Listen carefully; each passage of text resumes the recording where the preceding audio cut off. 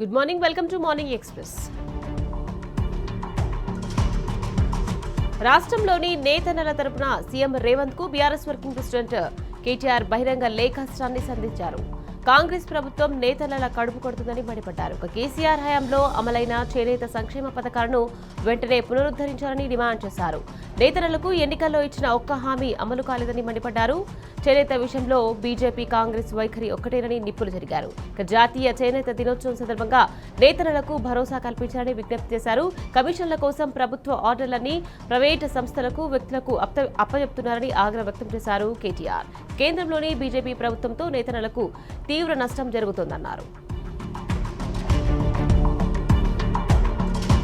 ఉపాధి కోసం షార్జా వెళ్లి ప్రమాదానికి గురైన మంచిర్యాల జిల్లావాసి సతీష్ కు అన్ని విధాలా అంటగా ఉంటామని బీఆర్ఎస్ వర్కింగ్ ప్రెసిడెంట్ కేటీఆర్ భరోసానిచ్చారు. సతీష్ కుటుంబ సభ్యులకు ఫోన్ చేసి పలకరించిన ఆయన కష్టకాలంలో ఉన్న వారిని పరామర్శించి ధైర్యం చెప్పారు. సతీష్ హాస్పిటల్ ఖర్చులను భరించి స్వదేశానికి రప్పిస్తానని హామీ ఇచ్చారు. ఈ మేరకు మంచిర్యాల జిల్లా దండపల్లి మండలం నర్సాపూర్ గ్రామానికి చెందిన సతీష్ ఉపాధి నిమిత్తం షార్జా వెళ్లి గత నెల 29న యాక్సిడెంట్ కు గురయ్యారు. ఇక విషయం తెలుసుకున్న కేటీఆర్ బాధిత కుటుంబానికి ధైర్యం చెప్పారు. మిషన్ భగీరథ అనేది ఒక పథకం కాదు, తెలంగాణ ప్రజల జీవితాలను మార్చిన ఒక మహత్తరమైన ప్రణాళిక అని స్పష్టం చేశారు మాజీ మంత్రి హరీష్ రావు. ఇక తెలంగాణలో ఇంటింటికి తాగునీటి విప్లవానికి దశాబ్ద కాలం పూర్తయిందన్నారు. ప్రతి ఇంటికి స్వచ్ఛమైన నల్లా నీరు అందించాలనే సంకల్పంతో ప్రారంభమైన మిషన్ భగీరథ దేశానికి ఆదర్శంగా నిలిచిందన్నారు. ఇక తెలంగాణ ఫ్లోరోసిస్ రక్కాసిని ఈ సుజల వ్యవస్థ రూపుమాపిందన్నారు. ఇక కేసీఆర్ దురదృష్టితో రూపుదిద్దుకున్న మిషన్ భగీరథ కాంగ్రెస్ ప్రభుత్వ నిర్లక్ష్యంతో నిర్వీర్యమవుతుందన్నారు హరీష్ రావు. ఉమ్మడి ప్రాజెక్టుల మంచినీటి వినియోగాలపై మీటింగ్ పెట్టాలంటూ ఏపీ లేఖ రాసిందే తడావుగా జీ హుజూర్ అంటూ Krishna river management board KRMB సిద్ధమైంది. ఇక తెలంగాణను సంప్రదించకుండానే ఉమ్మడి ప్రాజెక్టుల నీటి వినియోగాలపై 13వ సమావేశాన్ని ఏర్పాటు చేస్తున్నట్టు ఏకపక్షంగా ప్రకటించింది. ఏపీ ఆదేశించిన విధంగానే ప్రస్తుతం శ్రీశైలం, సాగర్ రిజర్వాయర్లో అందుబాటులో ఉన్న నీటి నిల్వలు, రాష్ట్రాల నీటి అవసరాలపై మాత్రమే చర్చించే సింగిల్ ఎజెండాను ఖరారు చేసింది. తెలంగాణకు చెందిన 7 ప్రాజెక్టులను మళ్లీ సమీక్షించే అంశాన్ని జీఆర్ఎంబీ సమావేశం ఎజెండాలో చేర్చడాన్ని తీవ్రంగా వ్యతిరేకించారు మాజీ మంత్రి హరీష్ రావు. ఈ అంశంపై కేంద్ర జలశక్తి మంత్రి సిఆర్ పాటిల్ సెక్రటరీ హరీష్ రావు లేఖ రాశారు. కేంద్రం ఇప్పటికే చట్టబద్ధంగా ఇచ్చిన అనుమతులను జీఆర్ఎంబీ సమీక్షించడం సరికాదన్నారు. ఎజెండాలో పేర్కొన్న అంశాలను ఉపసంహరించుకోవాలని, పెండింగ్లో ఉన్న సమ్మక్క సాగర్ ప్రాజెక్టు అనుమతులను తక్షణమే మంజూరు చేయాలని విజ్ఞప్తి చేశారు. విద్యాశాఖను నిర్లక్ష్యం చేస్తున్న సీఎం రేవంత్ పై మరోసారి నిప్పులు చెరిగారు బీఆర్ఎస్ నేత ఆర్ఎస్ ప్రవీణ్ కుమార్. కావాలనే విద్యాశాఖను తన దగ్గరే ఉంచుకున్నారని సీఎం రేవంత్ చాలాసార్లు చెప్పారని గుర్తు చేశారు. ముందుగా సీఎం మనవడిని, మంత్రుల పిల్లలందరినీ ప్రభుత్వ పాఠశాలలో చదివించాలని విజ్ఞప్తి చేశారు. సరదాగా పూరీలు చేసినట్టుగానే మనవడిని సమీప అంగన్వాడీ కేంద్రంలో సీఎం రేవంత్ ప్రతిరోజు డ్రాప్ చేసి వస్తే ఇంకా బాగుంటుందన్నారు. దీనివల్ల చాలా సమస్యలు పరిష్కారం అవుతాయన్నారు. టీచర్లు కూడా జాగ్రత్తగా పనిచేస్తారని చెప్పారు. ఇక రేవంత్ భాష కూడా క్రమేపీ మారుతోందన్నారు. మంచిర్యాల ఎమ్మెల్యే ప్రేమ్ సాగర్ రావు అప్పుల చెల్లింపు విషయంపై లోతైన దర్యాప్తు చేయాలని, ఎమ్మెల్యేను జైలుకు పంపాలని బీఆర్ఎస్ ప్రధాన కార్యదర్శి ఆర్ఎస్ ప్రవీణ్ కుమార్ డిమాండ్ చేశారు. ఎమ్మెల్యేగా గెలిచిన ఏడాదిన్నరలోనే 444 కోట్ల అప్పు చెల్లించారు. ఇందులో మర్మమేమిటి, ఆ కిటుకేమిటి అని ప్రశ్నించారు. రేవంత్ రెడ్డితో చీకటి బంధం లేకపోతే ఈడీ విచారణకు ప్రధాని మోదీ, కేంద్ర మంత్రి కిషన్ రెడ్డి ఆదేశించారని కోరారు. ఇక ఈ వ్యవహారంపై న్యాయస్థానాలను సైతం ఆశ్రయిస్తామని స్పష్టం చేశారు. రాష్ట్రంలో ఎల్నినో ప్రభావంతో తీవ్ర కరువు పరిస్థితులు ఏర్పడతాయని నిపుణులు హెచ్చరిస్తున్నా ప్రభుత్వం అందుకు సంబంధించి ఎటువంటి చర్యలు చేపట్టలేదని బీఆర్ఎస్ ప్రధాన కార్యదర్శి టి జీవన్ రెడ్డి మండిపడ్డారు. రైతుల సమస్యలను సర్కార్ గాలి కొదిలిస్తుందని ఆగ్రహం వ్యక్తం చేశారు. గతంలో కేసీఆర్ సర్కార్ 24 గంటల కరెంటుతో పాటు సరఫరా చేసిందని, ఇప్పుడు అలాంటి పరిస్థితి లేదని జీవన్ రెడ్డి అన్నారు. రేవంత్ సర్కార్పై నిప్పులు చెరిగారు మాజీ మంత్రి నిరంజన్ రెడ్డి. కృష్ణానది పరవల్లో తొక్కుతున్న రైతులకు నీళ్లివ్వడం లేదని మండిపడ్డారు. ప్రభుత్వ అనుకూల వార్తలు రాయించి అన్నదాతలను మోసం చేస్తున్నారని దుయ్యబట్టారు. తక్షణమే కేఎల్ఐ 3 పంపులను ప్రారంభించాలని డిమాండ్ చేశారు. ఈ నెల 11న కేటీఆర్ పాలమూరుకు రాబోతున్నారని, అక్కడే తమ కార్యాచరణ ప్రకటిస్తామని నిరంజన్ రెడ్డి స్పష్టం చేశారు. మంచిర్యాల జిల్లా క్యాతన్పల్లి మున్సిపల్ చైర్పర్సన్ ఎన్నిక సందర్భంగా పోలీసులు కేసు నమోదు చేసిన అక్రమ కేసులకు సంబంధించి ఆసిఫాబాద్ ఎమ్మెల్యే కోవలక్ష్మి, మాజీ ఎమ్మెల్యే బాల్కసుమన్తో పాటు 23 మంది బీఆర్ఎస్ నాయకులు జిల్లా కోర్టుకు హాజరయ్యారు. ఎన్ని రకాలుగా మంత్రి వివేక్ ప్రలోభాలు పెట్టినా తమ కౌన్సిలర్లు ప్రజాస్వామ్యాన్ని కాపాడాలని బాల్కసుమన్ అన్నారు. తమ పార్టీ నాయకులను వేధించడమే లక్ష్యంగా కాంగ్రెస్ సర్కార్ పనిచేస్తుందని ఎమ్మెల్యే కోవలక్ష్మి ఆరోపించారు.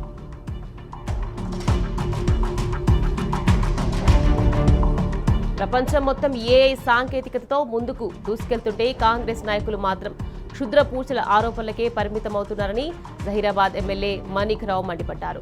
మాజీ మంత్రి హరీష్ రావుపై కాంగ్రెస్ నేతలు చేస్తున్న ఆరోపణలు ఆయన తీవ్రంగా ఖండించారు. నిరాధారణమైన ఆరోపణలతో కాంగ్రెస్ నాయకులు కాలక్షేపం చేస్తున్నారని, ప్రజల సమస్యలను పట్టించుకోవడం లేదని ఆగ్రహం వ్యక్తం చేశారు. రాష్ట్రంలో యువత పరిస్థితి అగమ్యగోచరంగా ఉందని అన్నారు బీఆర్ఎస్ నేత రాకేష్ రెడ్డి. రాజు యువ వికాసం గురించి ఎంతో గొప్పలు చెప్పిన రేవంత్ దాన్ని మూలాన పడేశారని అన్నారు. అన్ని రంగాలు చతికిలపడ్డాయన్నారు. నిరాశ నిస్పృహలతో యువత పెద్ద ఎత్తున పోరాటానికి సిద్ధమవుతుందని రాకేష్ రెడ్డి అన్నారు. ఉద్యోగాల ఊసెత్తని రేవంత్ రెడ్డికి సరైన బుద్ధి చెప్తారని హెచ్చరించారు. అప్పుల బాధతో ఆత్మహత్య చేసుకున్న రైతు మోతే అశోక్ పార్థివ దేహాన్ని బోధ్ ఎమ్మెల్యే అనిల్ జాదవ్ సందర్శించి వారి కుటుంబానికి ధైర్యం చెప్పారు. ఇది ముమ్మాటికి ప్రభుత్వ హత్యేనని అన్నారు.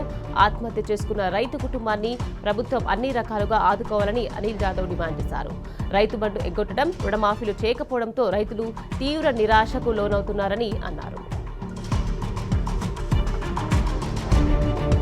సికింద్రాబాద్ కంటోన్మెంట్ నియోజకవర్గంలో ఇందిరమ్మ చీరలు ఎలుకల పాలవుతున్నాయి. గతేడాది ఆడబిడ్డలకు ఇవ్వాల్సిన చీరలను ఇప్పటికే వర్క్ షాపులోనే దాచిపెట్టడంపై విమర్శలు వెల్లువెత్తుతున్నాయి. ఈ నేపథ్యంలో రేవంత్ సర్కార్పై బీఆర్ఎస్ నేత మన్నె కృషాంక్ మండిపడ్డారు. ఆడబిడ్డలకు ఇందిరమ్మ చీరలను ఇవ్వకుండా ఎలుకల పాలు చేస్తున్నారని నిప్పులు జరిగారు. కంటోన్మెంట్ వర్క్ షాప్లోని గోదాంలో చీరలను ఎందుకు నిల్వ ఉంచారని నిలదీశారు. దీనిపై కాంగ్రెస్ ఎమ్మెల్యే సంబంధిత అధికారులు సమాధానం చెప్పాలని కృషాంక్ డిమాండ్ చేశారు.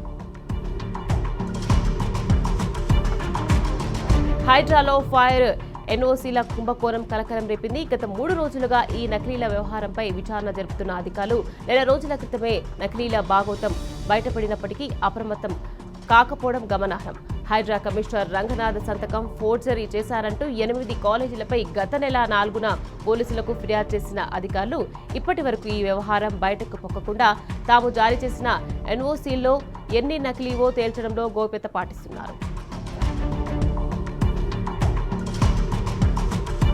రాష్ట్రంలో వేలాది మంది కాంట్రాక్ట్ అవుట్సోర్సింగ్ ఉద్యోగుల పరిస్థితి రోజు రోజుకు దయనీయంగా మారుతోంది.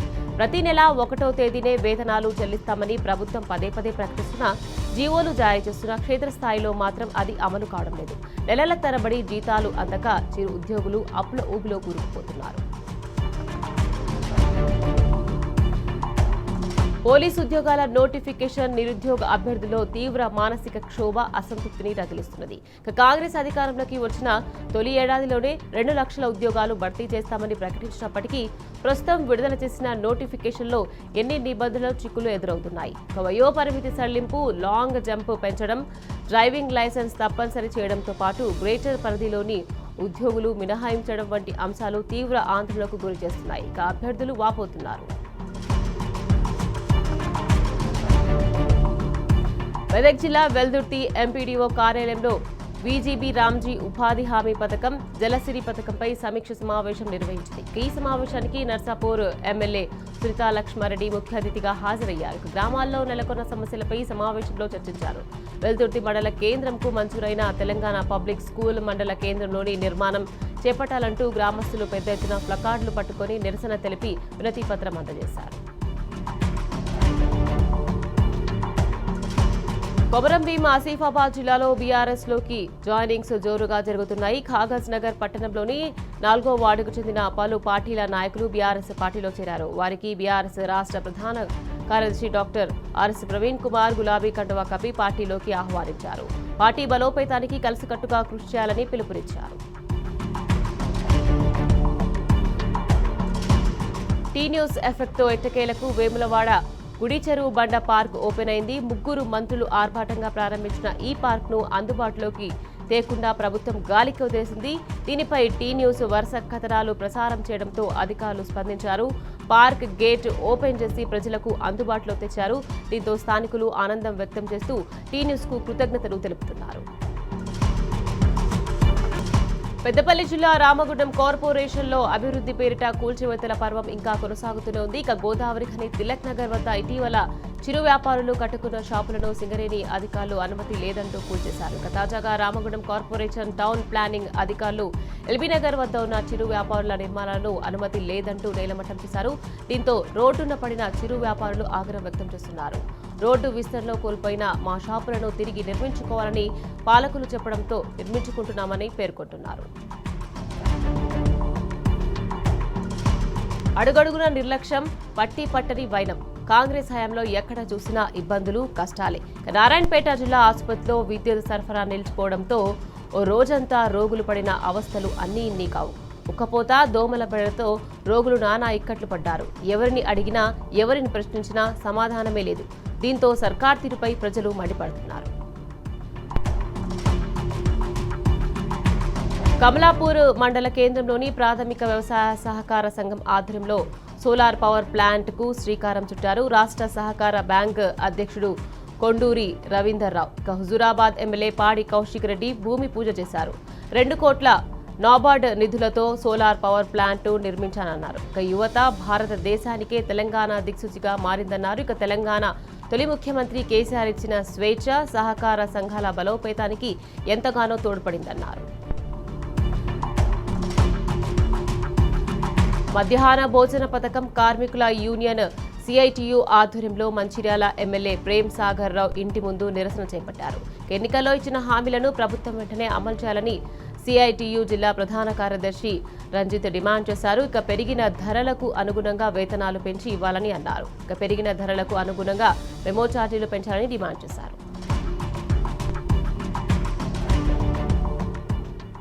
కాంగ్రెస్ ప్రభుత్వం చేనేత కార్మికులను పూర్తిగా పట్టించుకోవడం లేదని సిద్దిపేట మాజీ మున్సిపల్ చైర్మన్ రాజనర్సు అన్నారు. గత బీఆర్ఎస్ ప్రభుత్వం చేనేత కార్మికులకు పెద్దపీట వేసిందని గుర్తు చేశారు. ఈ ప్రభుత్వం చేనేత కార్మిక దినోత్సవాన్ని కూడా తూతూ మంత్రంగా నిర్వహించిందని ఆరోపించారు. ఇప్పటికైనా కాంగ్రెస్ ప్రభుత్వం చేనేత కార్మికులకు ప్రత్యేక సంక్షేమ పథకాలు అమలు చేయాలని, లేదంటే చేనేత కార్మికుల ఆగ్రహానికి గురికాక తప్పదని హెచ్చరించారు.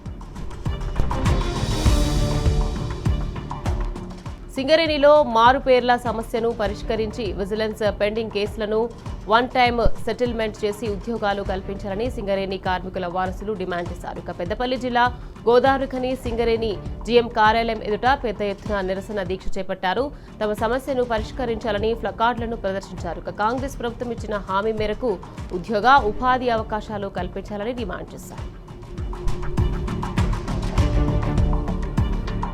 విద్యార్థులు పలు సమస్యలతో సతమతం అవుతున్నారని ఏబీఎఫ్ఎస్ అధ్యక్షుడు నరేష్ మండిపడ్డారు. ఇక విద్యారంగ సమస్యలు పరిష్కరించాలని విద్యార్థులతో భారీ ర్యాలీగా వచ్చి హన్మకొండ జిల్లా కలెక్టరేట్ ఎదుట ధర్నా చేపట్టారు. ఇక విద్యార్థుల పెండింగ్ స్కాలర్షిప్లను ప్రభుత్వం వెంటనే విడుదల చేయాలన్నారు. ప్రైవేటు కాలేజీలో ఫీజుల దోపిడీని అరికట్టడంలో ప్రభుత్వం విఫలమైందని మండిపడ్డారు. కరీంనగర్ జిల్లా గంగాధర మండలంలో బీఆర్ఎస్ మండల అధ్యక్షులు నవీన్ రావు కాంగ్రెస్ ప్రభుత్వంపై మండిపడ్డారు. ఇక నారాయణరావుపూర్ను ముంపు గ్రామంగా ప్రకటిస్తామని ఎన్నికల సమయంలో ఇచ్చిన హామీని వెంటనే అమలు చేయాలని ఆయన డిమాండ్ చేశారు. ఇక ప్రజలు ప్రశ్నిస్తే కేసులు పెట్టడం కాకుండా సమస్యలకు పరిష్కారం చూపాలని ప్రభుత్వాన్ని డిమాండ్ చేశారు. భద్రాద్రి కొత్తగూడెం జిల్లా ఇల్లందులోని మహబూబాబాద్ ఇల్లందు ప్రధాన రహదారిపై ఇరువైపులా పిచ్చి మొక్కలు, తుమ్మ చెట్లు విపరీతంగా పెరిగాయి. అవి రోడ్లపైకి విస్తరించడంతో తరచూ ప్రమాదాలు జరుగుతున్నాయని స్థానికులు ఆందోళన వ్యక్తం చేస్తున్నారు. బస్తీ సమీప రహదారిని కూడా అధికారులు నిర్లక్ష్యం చేస్తున్నారని, స్థానిక ఎమ్మెల్యే సైతం స్పందించడం లేదని ప్రజలు ఆవేదన వ్యక్తం చేస్తున్నారు.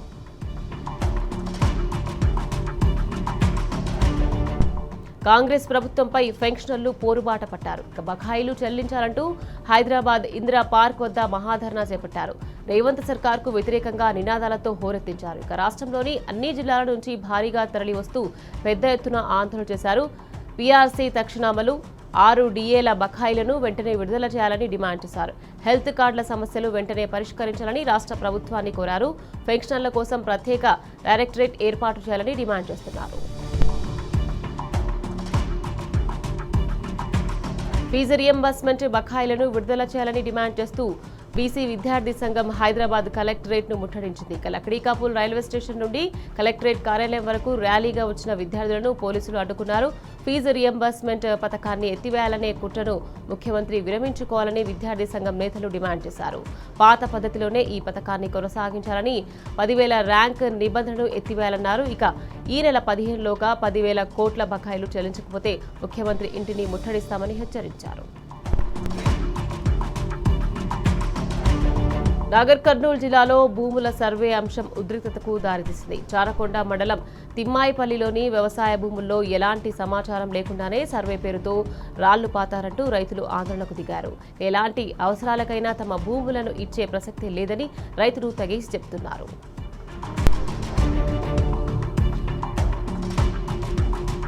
ఆటో కార్మికుల పొట్టకొట్టే ప్రతిపాదనను వెంటనే విరమించుకోవాలని తెలంగాణ రాష్ట్ర ఆటో యూనియన్ నాయకులు డిమాండ్ చేశారు. ఈ నెల 24న రాష్ట్ర వ్యాప్తంగా ఆటోలు బంద్ చేయనున్నట్లు వారు తెలిపారు. ఈ మేరకు రాష్ట్ర రవాణా శాఖ జాయింట్ కమిషనర్ రమేష్ కు సమ్మె నోటీసు ఇచ్చారు. ఉచిత బస్సు పథకంతో ఆటో కార్మికులు ఆర్థికంగా నష్టపోతున్నారని తెలిపారు.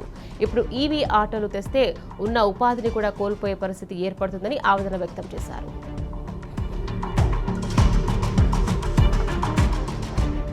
మేడ్చల్ జిల్లా గట్కేసర్ సర్కిల్ పరిధిలోని రాంపల్లి మహంకాళి అమ్మవారిని మాజీ మంత్రి సబితా ఇంద్రారెడ్డి దర్శించుకున్నారు. ఆలయ కమిటీ నిర్వాహకులు, స్థానిక బీఆర్ఎస్ శ్రేణులు ఆమెకు ఘన స్వాగతం పలికారు. ఈ సందర్భంగా సబితా ఇంద్రారెడ్డి అమ్మవారికి ప్రత్యేక పూజలు నిర్వహించారు. ప్రజలంతా సుఖశాంతులతో పాడి పంటలతో విలసిల్లాలని కోరుకున్నట్లు సబిత తెలిపారు.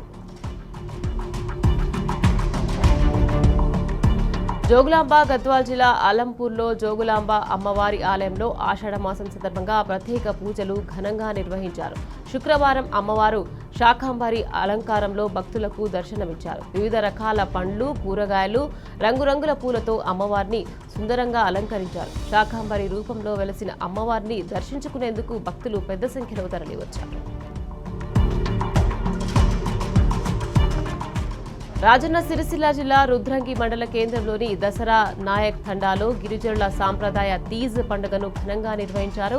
గిరిజన యువతులు ఎంతో భక్తి శ్రద్ధలతో ఉపవాస దీక్ష చేస్తూ 9 రోజుల పాటు పెంచిన గోధుమ నారు బుట్టలను తలపై పెట్టుకుని యువతులు, చిన్నారులు ఆటపాటలతో తరలివచ్చారు.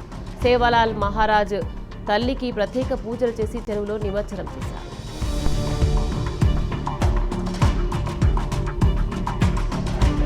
ఆషాఢ మాసాన్ని పురస్కరించుకుని రంగారెడ్డి జిల్లా మహేశ్వరం నియోజకవర్గం ఎమ్మెల్యే సబితా ఇంద్రారెడ్డి క్యాంపు కార్యాలయంలో గోరెంటాకు వేడుకలు అత్యంత వైభవంగా జరిగాయి. మహిళలు పెద్ద సంఖ్యలో పాల్గొని సాంప్రదాయబద్ధంగా చేతులకు గోరెంటాకు పెట్టుకుని ఆషాఢ మాస విశిష్టతను చాటారు.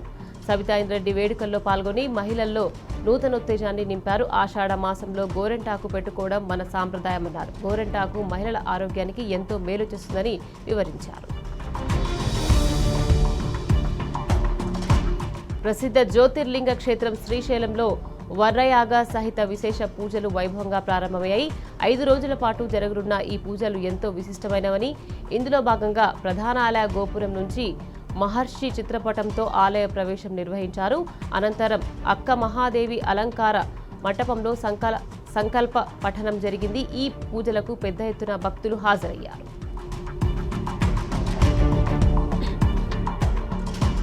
శ్రీశైలం జలాశయానికి వరద నీరు పోటెత్తుతుంది. జలాశయంలోకి 2,07,821 క్యూసెక్కుల నీరు ఇన్ఫ్లో వచ్చి చేరుతుండగా ప్రస్తుతం స్పిల్ వే గేట్లను ఎత్తకుండా జల విద్యుత్ ఉత్పత్తి ద్వారా 30,518 క్యూసెక్కుల నీటిని దిగువకు విడుదల చేస్తున్నారు. శ్రీశైలం ప్రాజెక్టు పూర్తిస్థాయి నీటి మట్టం 885 అడుగులు కాగా ప్రస్తుతం నీటి మొత్తం 873.20 అడుగులకు చేరింది. జలాశయం మొత్తం నీటి నిల్వ సామర్థ్యం 215 టీఎంసీలుగా ఉండగా ప్రస్తుతం 155 టీఎంసీల నీరు నిల్వ ఉంది. రాజన్న సిరిసిల్ల జిల్లాలో ఉన్న మధ్య మానేరు జలాశయం నుంచి తాగునీటి అవసరాల కోసం నీటిని విడుదల చేశారు. కరీంనగర్ ఎల్ఎండి జలాశయానికి అధికారులు నీటిని విడుదల చేశారు. జలాశయం నుంచి 500 క్యూసెక్కుల నీటిని మొదటగా విడుదల చేయగా క్రమేపీ 4 గేట్లు ఎత్తి 2,000 క్యూసెక్కుల నీటిని తరలిస్తున్నారు. రామడుగు మండలంలోని గాయత్రి పంప్ హౌస్ నుంచి వరద కాలువ ద్వారా 12,600 క్యూసెక్కుల నీరు ఈ జలాశయానికి చేరుతోంది.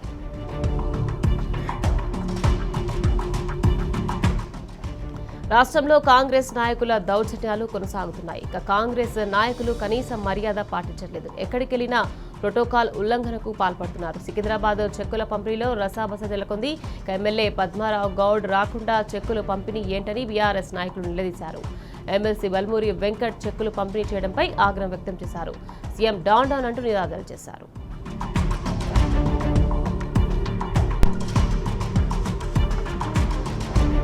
ఫేక్ సర్టిఫికేట్ల వ్యవహారం షేక్ చేస్తున్నది. ఇప్పటికే ఫేక్ ఫైర్ ఎన్ఓసీల వ్యవహారం ఇంటర్ విద్యలో ప్రకంపనలు సృష్టిస్తున్నది. తాజాగా ఫేక్ సర్టిఫికేట్ల వ్యవహారం వెలుగులోకి వచ్చింది. 37 మంది జూనియర్ లెక్చరర్ల ఫేక్ సర్టిఫికేట్లో ఉద్యోగాలు చేస్తున్నట్టు ఇంటర్ విద్యాశాఖ తేల్చెప్పింది. ఆయా లెక్చరర్లపై చర్యలు తీసుకునేందుకు సిద్ధమైంది. శుక్రవారం 37 మంది జైల్స్కు ఇంటర్ విద్యాశాఖ ఆర్జేడీ షోకాజ్ నోటీసులు జారీ చేశారు. 7 రోజుల్లోగా వివరణ ఇవ్వాల్సిందిగా ఆయా నోటీసులు స్పష్టం చేశారు. కోర్టులో మెజిస్ట్రేట్ ముందు ట్రైనీ ఐపీఎస్ ఉదయ్ కృష్ణారెడ్డి రోధించారు. కర్ణాటక సంబంధిత పోలీసులు తనను వేధించారని జడ్జి ముందు వాపోయారు. హైదరాబాద్ సిపి సజ్జనార్ సహా సిఐ, మాజీ డీసీపీ వేధించారని కోర్టుకు తెలిపారు. కస్టడీ విచారణలో తన పట్ల పోలీసులు అనుచితంగా ప్రవర్తించారని మెజిస్ట్రేట్కు ఫిర్యాదు చేశారు. దీంతో అతాపూర్ ఇన్స్పెక్టర్కు జడ్జి షోకాస్ నోటీసులు జారీ చేశారు. సీసీ కెమెరాలు లేని చోట ఎలా విచారణ చేశారని ప్రశ్నించారు. 2 రోజుల్లోగా వివరణ ఇవ్వాలని ఆదేశించారు. నారాయణపేట మండలం ఎక్లాస్పూర్ ప్రభుత్వ పాఠశాలలో పాము కాటుతో విద్యార్థి మరణించిన ఘటనపై బీఆర్ఎస్ నాయకులు ఆందోళన చేపట్టారు. డీఈఓ కార్యాలయాన్ని ముట్టడించారు. నిర్లక్ష్యంగా వ్యవహరించిన ఉపాధ్యాయులను వెంటనే సస్పెండ్ చేయాలని డిమాండ్ చేశారు. బాధిత విద్యార్థి కుటుంబానికి ₹1 నష్టపరిహారం, కుటుంబంలో ఒకరికి ప్రభుత్వ ఉద్యోగం కల్పించాలని ప్రభుత్వాన్ని డిమాండ్ చేశారు. మెదక్ జిల్లా రామాయంపేటలో 3 బాలురు అదృశ్యం కావడం కలకలం సృష్టించింది. కేసీఆర్ కాలనీకి చెందిన 3 బాలురు ధనుష్, మనోజ్, షేక్ సమీర్ రామాయంపేట ప్రభుత్వ పాఠశాలలో చదువుతున్నారు. గురువారం రాత్రి 9 గంటల తర్వాత కాలనీలో ఆడుకుంటున్న వీరు ఆ తర్వాత కనిపించకుండా పోయినట్టు బంధువులు ఫిర్యాదు చేశారు. ఇక పోలీసులు మిస్సింగ్ కేసు నమోదు చేసుకుని దర్యాప్తు చేస్తున్నారు.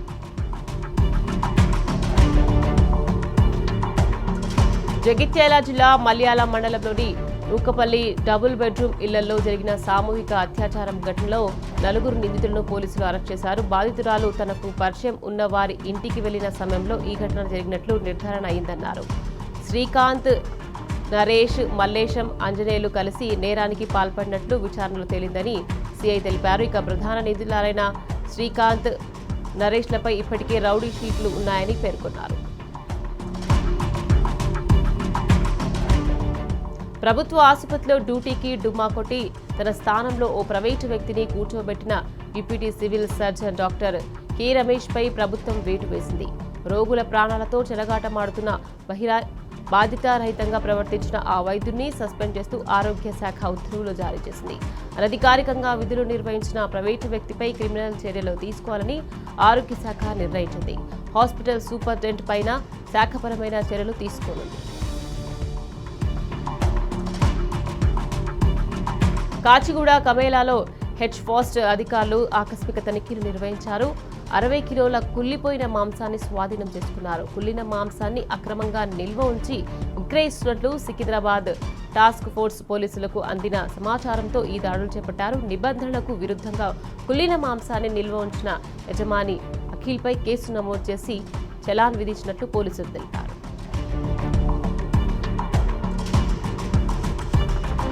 అనారోగ్యంతో ఉన్న బాలుడు ప్రభుత్వ ఆసుపత్రికి వెళ్తే అక్కడ డేట్ ఎక్స్పైర్ అయినట్టు టానిక్ సిరప్ ఇచ్చారని వైద్య సిబ్బంది మహబూబాబాద్ జిల్లా కేంద్రంలో ఉన్న ప్రభుత్వ ఆసుపత్రిలో ఈ ఘటన చోటు చేసుకుంది.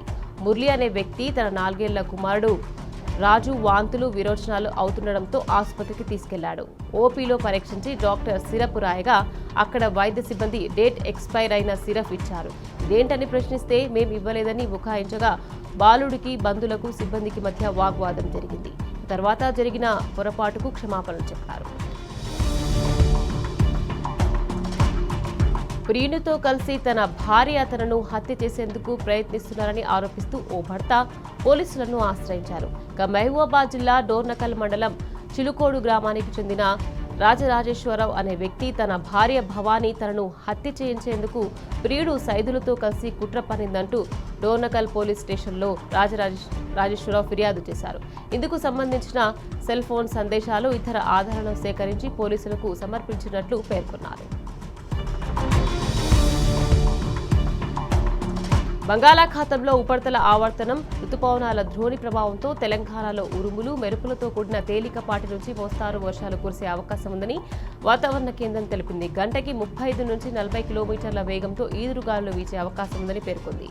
ఇదిలా ఉండగా శుక్రవారం రాత్రి హైదరాబాద్లో పలు ప్రాంతాల్లో వాన దంచుకొట్టింది. జూబ్లీహిల్స్, బంజారాహిల్స్, అమీర్పేట్, సనత్ నగర్, మెహదీపట్నం, చిక్కట్పల్లి, ఇందిరాపార్క్ సహా పలు ప్రాంతాల్లో వర్షం కురిసింది.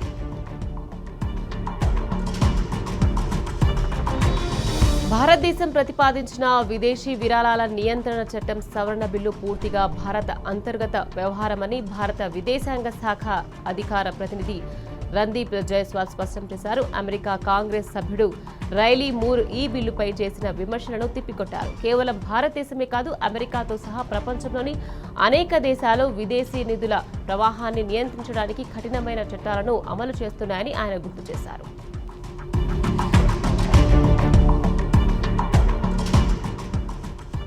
జార్ఖండ్ రాజధాని రాంచీలో విద్యార్థుల ఆందోళనలు 14వ రోజుకు చేరాయి.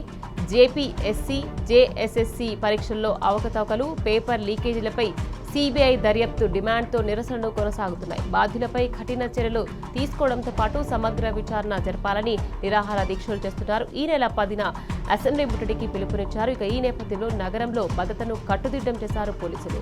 అసెంబ్లీ పరిసర ప్రాంతాల్లో 144 సెక్షన్ అమల్లోకి తెచ్చారు. మరోవైపు ప్రభుత్వం చర్చలకు సిద్ధమని తెలుపగా అరెస్ట్ చేసిన 19 మంది ఆందోళనకారులను విడుదల చేయాలంటున్నారు నిరసనకారులు.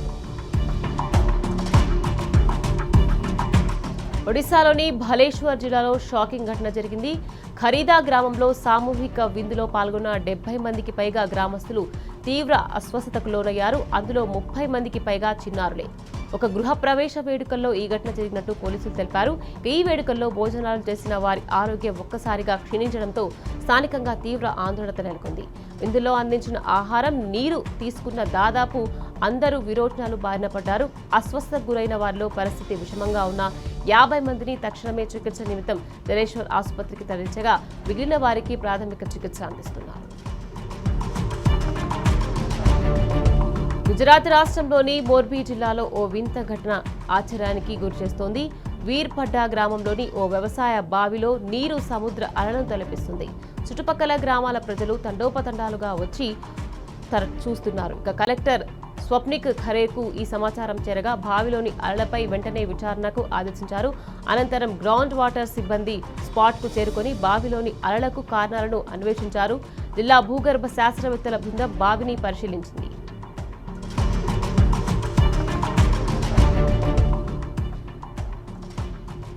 భారత సంతతికి చెందిన నాసా వ్యోమగామి అనిల్ మీనన్ మరో అరుదైన ఘనత సాధించారు. అంతర్జాతీయ అంతరిక్ష కేంద్రం వెలుపల తొలి స్పేస్ వాక్ను విజయవంతంగా పూర్తి చేశారు. మరో ఆస్ట్రోనాట్ జెస్సికా మీర్తో కలిసి దాదాపు 7 గంటల పాటు ఐఎస్ఎస్ విద్యుత్ వ్యవస్థను బలోపేతం చేసే కీలక పనులు నిర్వహించారు.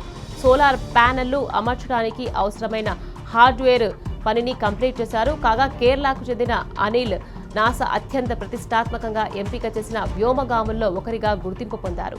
గతంలో స్పేస్ ఎక్స్ను మొదట ఫ్లైట్ సర్జన్గా పనిచేసిన మానవ అంతరిక్ష యంత్రాల వైద్య వ్యవస్థల రూపకల్పనలో కీలక పాత్ర పోషించారు.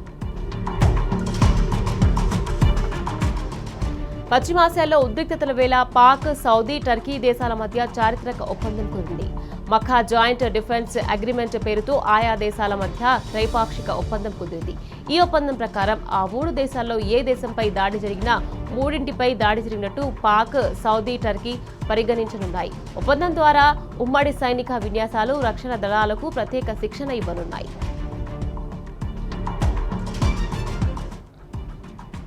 ఇది వాటి morning express. Keep watching tea news.